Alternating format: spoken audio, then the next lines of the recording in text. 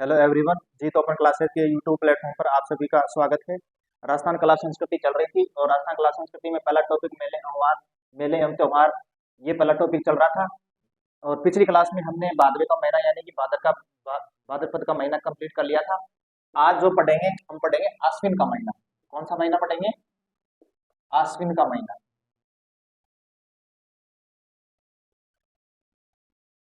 इधर कर लेते हैं कृष्ण पक्ष, क्योंकि कोई भी महीना शुरू होता है वो कृष्ण पक्ष से ही शुरू होता है। और कृष्ण पक्ष के कंप्लीट होने के बाद में आता है शुक्ल पक्ष। इसको बधी के नाम से जाना जाता है। किसके नाम से जाना जाता है? बधी के नाम से जाना जाता है। इधर बात करेंगे शुक्ल पक्ष की। शुक्ल पक्ष, और इसको शुद्धि के नाम से जाना जाता है। पिछले महीने में यानी कि पिछले महीना जो भादवे का महीना पड़ा था, भाद्रपद का महीना, लास्ट में हमने बात की थी पूर्णिमा की। पूर्णिमा में श्राद्ध पक्ष की शुरुआत हो गई थी और इसमें एकम अमावस्या तक, एकम से लेके अमावस्या तक श्राद्ध पक्ष चलते हैं, यानी कि कनागत। पितृपक्ष चलता है इसमें, कनागत चलते हैं। तो इसमें कितने दिन तक चलते हैं? 15 दिन तक। 15 दिनों तक।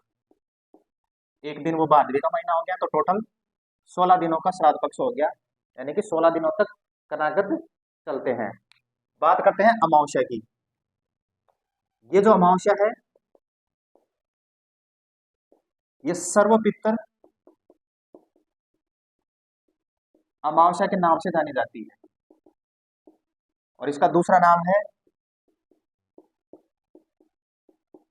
सावसादी अमावस्या। कौन सी अमावस्या? सावसादी अमावस्या। ठीक है। और अमावस्या के दिन ही महिलाओं द्वारा या पुरुषों द्वारा इस दिन थम्बुड़ा व्रत किया जाता है। कौन सा व्रत किया जाता है? थम्बुड़ा व्रत किया जाता है इसी दिन, सर्व पितर अमावस्या के दिन।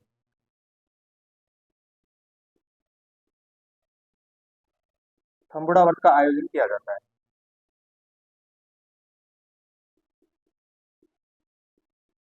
थम्बुड़ा व्रत किया जाता है। ठीक है। और इसी दिन अमावस्या के दिन जो विष्णु संप्रदाय के जो लोक देवता हैं, जाम्बू जी का मेला भी लगता है। प्रमुख जो मेला लगता है इस दिन जाम्बू जी का लगता है, जो कि विष्णु संप्रदाय से रिलेटेड है। जाम्बू जी का मेला, जाम्बू जी का मेला कब लगता है? ये 2 बार लगता है ये। एक तो आश्विन महीने की अमावस्या को,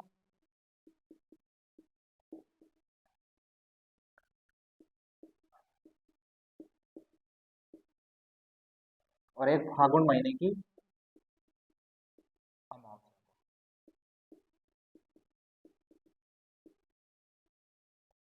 ठीक है।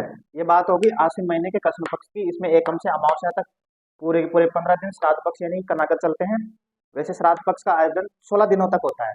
पितृपक्ष 16 दिनों तक चलता है, क्योंकि एक दिन इससे पहले का जो महीना है भाद्रपद, उसकी जो पूर्णिमा है, शुक्ल पक्ष की जो पूर्णिमा है, वहां से लेके और आश्विन महीने की अमावस्या तक पूरे टोटल हो गए 16 दिन।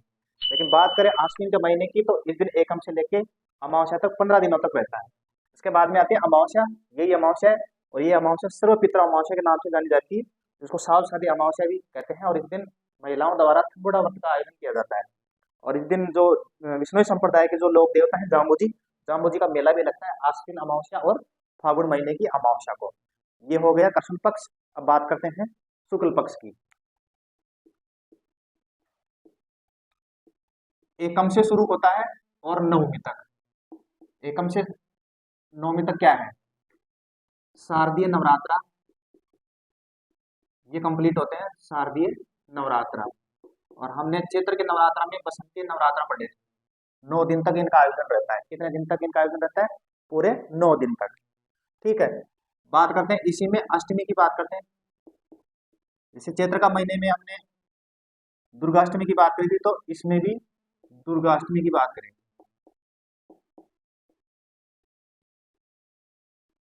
दुर्गाष्टमी, ठीक है ना? यानी कि एकम से नवमी तक हो गया पूरा का पूरा शारदीय नवरात्रा, और उसके बाद में आती है अष्टमी, अष्टमी के दिन दुर्गा अष्टमी। नवमी की बात करते हैं। नवमी में क्या है, चैत्र के महीने में हमने रामनवमी पढ़ी थी, और ये कौन सी है, ये महानवमी के नाम से जानी जाती है, महानवमी, चैत्र महीने की महानवमी। ठीक है। दसवीं की बात करते हैं। दसवीं, दसवीं विजयादशमी के रूप में पूजा जाता है, विजयादशमी, जिसको दशहरे के नाम से भी जानते हैं, दशहरा। इसकी बात कर लेते हैं। इस दिन खेजड़ी वृक्ष की पूजा की जाती है, खेजड़ी वृक्ष की प्रमुखतः पूजा की जाती है। खेजड़ी वृक्ष के बारे में बता देता हूँ। राजस्थान का कल्प वृक्ष के नाम से प्रसिद्ध है। राजस्थान में 50 पैसे का जो डाक टिकट है वो जारी किया गया था 5 जून 1988 को, यानी कि 5 जून 1988 को खेजड़ी वृक्ष पर 50 पैसे का डाक टिकट जारी किया गया था,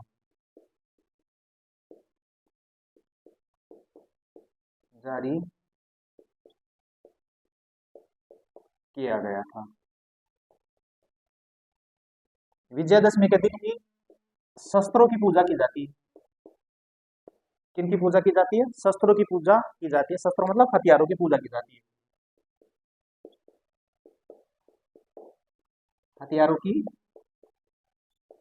पूजा की जाती है। ऐसा माना जाता है कि विजयादशमी के दिन लीलटास नाम का एक पक्षी है, ठीक है, जिसको नीलकंठ के नाम से भी जाना जाता है, उस पक्षी के दर्शन शुभ माने जाते हैं। कौन से पक्षी के, नीलटास, नीलटास, कोष्टक में कर देता हूं नीलकंठ, नीलकंठ नाम के पक्षी के जो दर्शन है वो शुभ माने जाते हैं, पक्षी के दर्शन शुभ माने जाते हैं।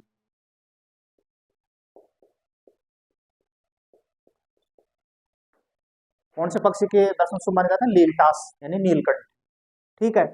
तो ये विजयदशमी हो गई। विजयदशमी और कई की भी फेमस है, जैसे भारत में मैसूर की फेमस है।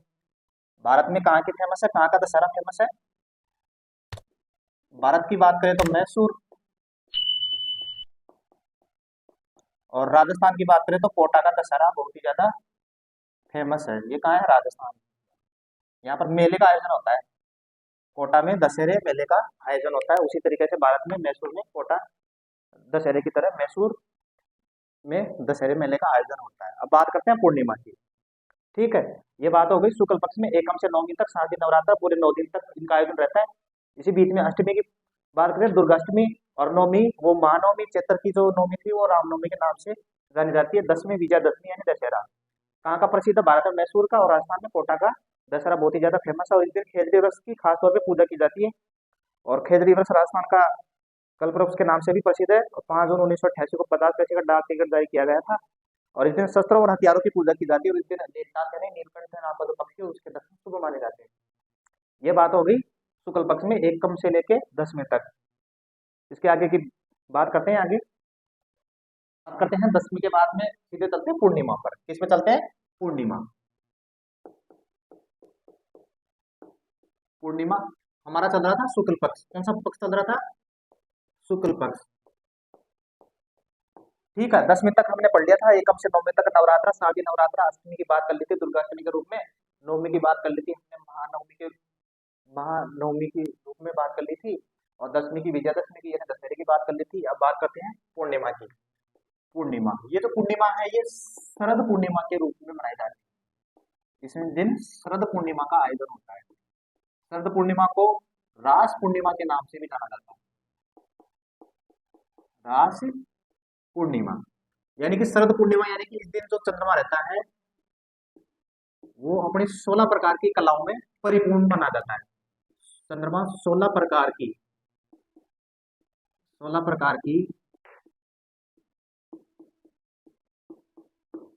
कलाओं में परिपूर्ण रहता है।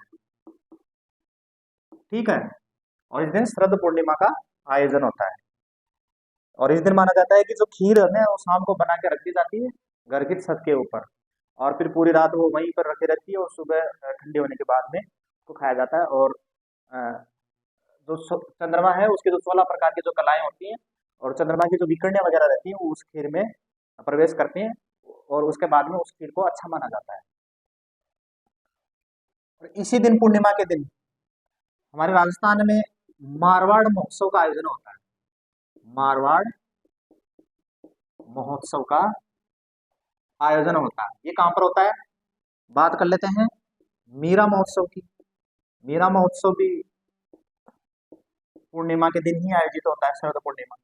तो मारवाड़ महोत्सव है वो तो जोधपुर में आयोजित होता है। कहाँ पर आयोजित होता है? जोधपुर में। और ये चित्तौड़गढ़ में। दोनों अगर आश्विन की बात करें तो अक्टूबर के आसपास का महीना, अक्टूबर की बात कर लेते हैं, अक्टूबर में लगभग। ठीक है, ये हो गया आश्विन का महीना। अगले महीने यानी कार्तिक महीने की बात करते हैं। चलो आगे देखते हैं, बात करते हैं कार्तिक के महीने।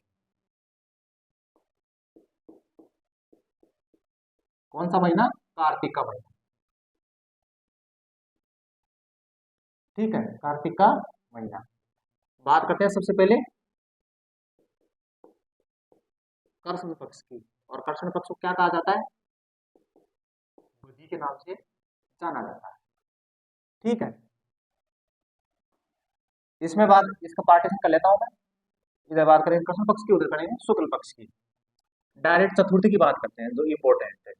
चतुर्थी किसकी बात करते हैं? चतुर्थी। चतुर्थी के दिन महिलाओं द्वारा करवा चौथ का व्रत का आयोजन किया जाता है। करवा चौथ का व्रत, करवा चौथ का व्रत किया जाता है। ठीक है, इसकी शॉर्ट ट्रिक है कृष्ण से, सॉरी कार्तिक, कृष्ण और चतुर्थी। तो इसका हम कर सकते हैं के फोर, के फोर, कार्तिक, कृष्ण, करवा चौथ और चतुर्थी। ठीक है ना, याद करने की एक शॉर्ट ट्रिक है। ये क्यों किया जाता है करवा चौथ का व्रत? महिलाओं द्वारा पति की दीर्घायु के लिए, उनकी लंबी उम्र की कामना के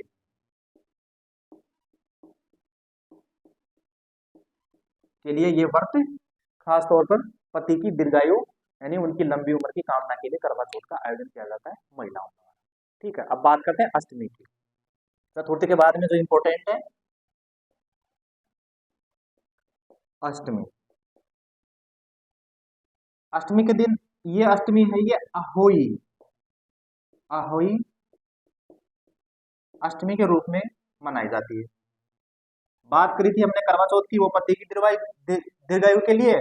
और ये जो अहोई अष्टमी है महिलाएं करती हैं अपनी संतान की सुख समृद्धि और उनकी दीर्घायु के लिए, दीर्घायु के लिए। ठीक है, चतुर्थी की बात हो गई, अष्टमी की बात हो गई। अब बात करते हैं डायरेक्ट त्रयोदशी यानी कि तेरस। कृष्ण पक्ष में जो त्रयोदशी आती है, त्रयोदशी यानी कि तेरस, सभी को पता है धनतेरस। इसको क्या कहा जाता है? धनतेरस। बात करते हैं इसके बाद में चतुर्दशी, चौदस, और इसको बोलते हैं रूप चौदस के नाम से जाना जाता है, रूप चौदस के रूप में। और चतुर्दशी के बाद में क्या है? अमावस्या। और ये जो अमावस्या है बहुत बड़ी अमावस्या रहती है। इस दिन दीपावली का त्योहार मनाया जाता है। कौन सा त्योहार मनाया जाता है? दीपावली का त्योहार मनाया जाता है। ये तो बात होगी कार्तिक महीने की कृष्ण पक्ष की चतुर्थी, अष्टमी, त्रयोदशी, चतुर्दशी और अमावस्या। मेन मेन जो मुख्य मुख्य जो त्योहार थे और जो व्रत थे मैंने इसमें बता दिया। अब बात करते हैं शुक्ल पक्ष की। अब कृष्ण पक्ष के बाद में शुक्ल पक्ष, और शुक्ल पक्ष को शुद्धि भी कहा जाता है। ठीक है, ये हमारा हो गया कार्तिक महीने का कृष्ण पक्ष, जिसमें मैंने महत्वपूर्ण महत्वपूर्ण बातें मैंने बता दी। अब बात करते हैं शुक्ल पक्ष। शुक्ल पक्ष इसमें एकम की बात करते हैं। किसकी बात करते हैं? एकम की बात करते हैं इसमें। एकम किसके रूप में? यानी गोवर्धन पूजा के रूप में। गोवर्धन पूजा।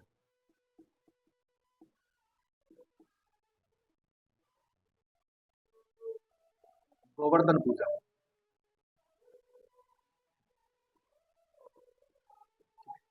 इसको अन्नकूट महोत्सव के नाम से भी जाना जाता है। अन्नकूट महोत्सव। और ये कहां पर आयोजित किया जाता है? नाथ द्वारा में। अन्नकूट महोत्सव कहाँ का प्रसिद्ध? नाथ द्वारा, राजसमंद का। ठीक है। बात करते हैं द्वितीय की। द्वितीय का शब्द भैया दूज।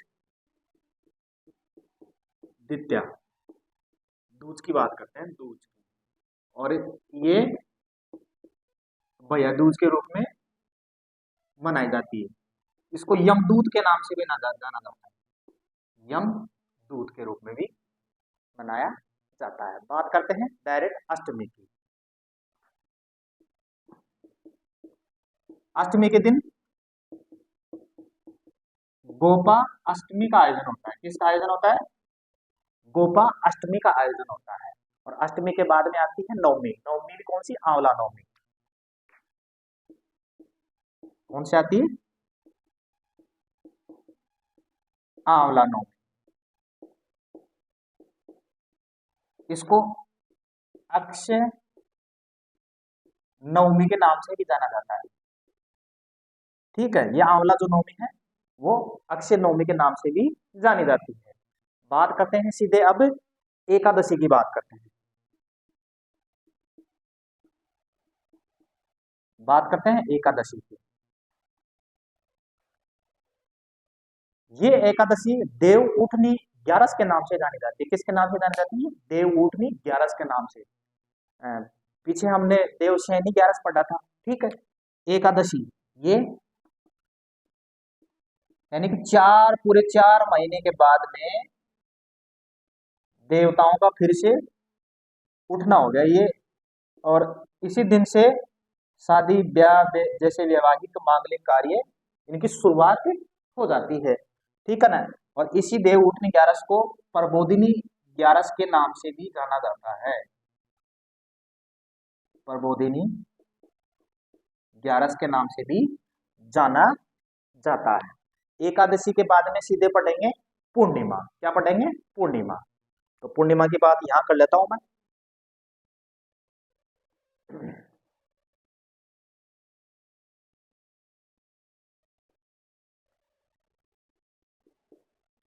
पूर्णिमा।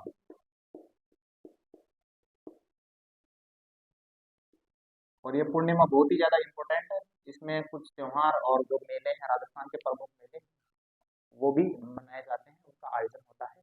सबसे पहले बात करते हैं कार्तिक। कार्तिक में शुक्ल पक्ष की पूर्णिमा की।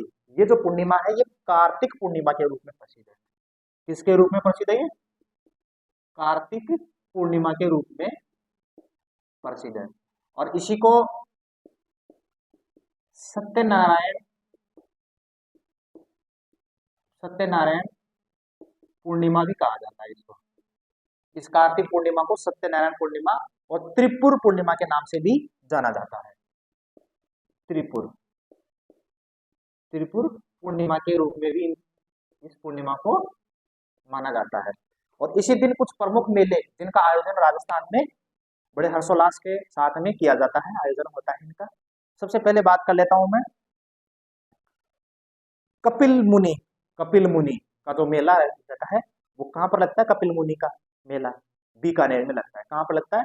बीकानेर में। और इसी के साथ में कोलाइट झील मेले का भी आयोजन होता है, वो भी बीकानेर में ही आयोजित होता है। कहाँ पर आयोजित होता है? बीकानेर में। ठीक है। यहाँ मैं लिख देता हूँ प्रमुख जो मेले हैं।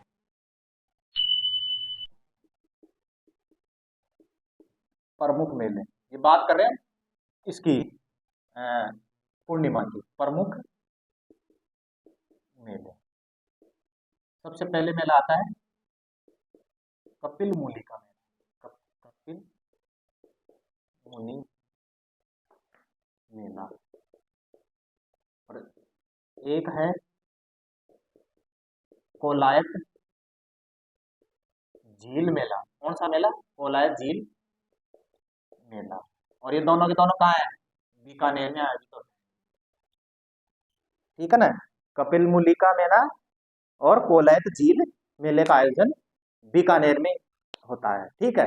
और कोलायत जो झील मेला है, यहाँ का जो दीपदान है वो ज्यादा प्रसिद्ध है। दीपदान की परंपरा, दीपदान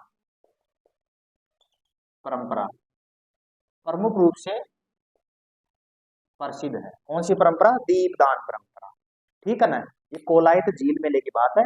और इसी दिन पूर्णिमा के दिन कपिल मुनि मेले का भी आयोजन होता है, जो कि बीकानेर में होते हैं दोनों के दोनों। ठीक है। और इसी दिन कार्तिक पूर्णिमा को पुष्कर मेले का भी आयोजन होता है। पुष्कर मेला। और ये कहाँ है? पुष्कर में ही लगता है। और पुष्कर कहाँ है? अजमेर में।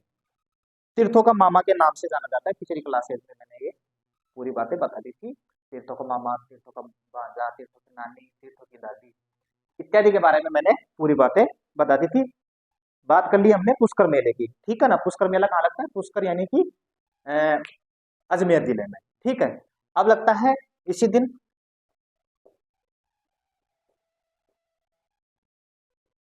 कपिल धारा का मेला। कपिल धारा का मेला। कार्तिक पूर्णिमा को कपिल धारा का मेले का भी आयोजन होता है। और ये कहाँ पर होता है? बारां जिले में। बारां जिला है हाड़ौती संभाग का एक जिला है, हाड़ौती डिवीजन का। और ये सहरिया जनजाति का सबसे प्रमुख मेला माना जाता है। सहरिया जनजाति का मेला। सहरिया जनजाति के लोग आते हैं और इस मेले में अपना शाही स्नान करते हैं इस मेले में। ठीक है। बात होगी कपिल मुनि मेले की, जो कि बीकानेर में है। कोलायत झील मेला वो भी बीकानेर में है, जहाँ पर दीपदान परंपरा प्रमुख रूप से मानी जाती है। पुष्कर मेले की बात कर ली और साथ में हमने उसमें कपिल धारा मेले की बात कर ली, जो कि बारां में है। अब बात करते हैं रामेश्वरम मेला। ये कहाँ पर लगता है? सवाई माधोपुर में।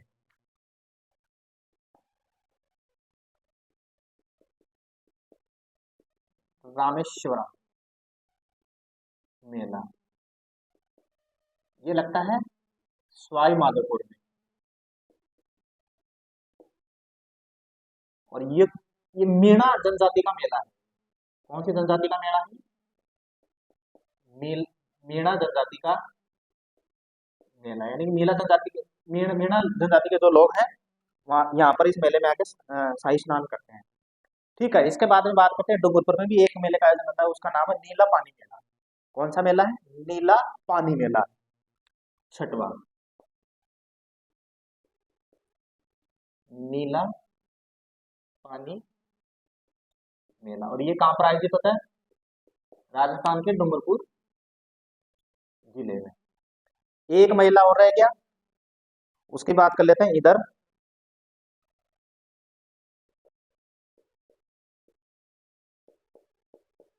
चंद्रभागा मेला। और ये मेला कहाँ पर आयोजित होता है? झालावाड़। ठीक है ना? ये भी हाड़ौती डिवीजन में है और ये भी हाड़ौती डिवीजन में। हमने बात कर ली कार्तिक कृष्ण पक्ष शुक्ल पक्ष। कार्तिक कृष्ण पक्ष में हमने बात करी थी चतुर्थी की करवा चौथ का आयोजन होता है। अष्टमी को अहोई अष्टमी का आयोजन होता है। त्रयोदशी या धनतेरस के रूप में मनाई जाती है। चतुर्दशी रूप चौदस के रूप में मनाई जाती है। अमावस्या दीपावली के रूप में मनाई जाती है। इस दिन सबसे बड़ा जो त्योहार है वो दीपावली, वो कार्तिक कृष्ण पक्ष की अमावस्या को मनाई जाती है। ठीक है। कार्तिक महीने की शुक्ल पक्ष, जिसको शुद्धि भी कहा जाता है। एकम की बात करें तो एकम गोवर्धन पूजा, जिसको अन्नकूट महोत्सव, और अन्नकूट महोत्सव नाथद्वारा का पक्ष राजसमंद जिले का। द्वितीया भैया दूज, जिसको यमदूत के रूप में जाना जाता है। और अष्टमी गोपाष्टमी के रूप में पूजी जाती है। नवमी आंवला नवमी या अक्षय नवमी के रूप में बनाई जाती है। एकादशी देव उठनी 11, जिसको प्रबोधिनी एकादशी के नाम से भी जानते हैं। बात करते हैं सीधे पूर्णिमा की। ये पूर्णिमा कार्तिक पूर्णिमा के रूप में पूजी जाती है। ठीक है। और सत्यनारायण पूर्णिमा इसका नाम है। त्रिपुर पूर्णिमा के नाम से भी इसको जाना जाता है। और इस दिन राजस्थान में बहुत ही प्रमुख मेलों का आयोजन भी होता है, जिसमें सबसे प्रमुख मेला है कपिल मुनि का मेला और कोलायत झील मेला। दोनों के दोनों बीकानेर में ही आयोजित होते हैं। और इस दिन कोलायत झील मेले की बात करो, दीपदान परंपरा सबसे ज्यादा प्रमुख मानी जाती है। बात करें पुष्कर मेला, ये भी अजमेर में आयोजित होता है कार्तिक पूर्णिमा के दिन। और हाड़ौती डिवीजन के जो एक जिला है बारां, 12 में कपिल धारा का मेला आयोजित होता है, और ये शहरिया जनजाति का मेला है, और शहरिया जनजाति के लोग इसमें शाही स्नान करते हैं। ठीक है। उसके बाद में आता है रामेश्वरम मेला, जो कि सवाई माधोपुर में है। ये मेरा जनजाति का प्रमुख मेला माना जाता है, और मीणा जनजाति के लोग इसमें आकर शाही स्नान करते हैं। उसके बाद में नीला पानी का मेला, जो कि डूंगरपुर में आयोजित होता है। उसके बाद में चंद्रभागा का मेला, जो कि झालावाड़ में आयोजित होता है प्रमुख रूप से। आज की क्लास के लिए इतना ही। और वीडियो अच्छा लगा तो लाइक करना, शेयर शेयर करना, और सब्सक्राइब करना नहीं भूलना। आज के लिए इतना ही। धन्यवाद।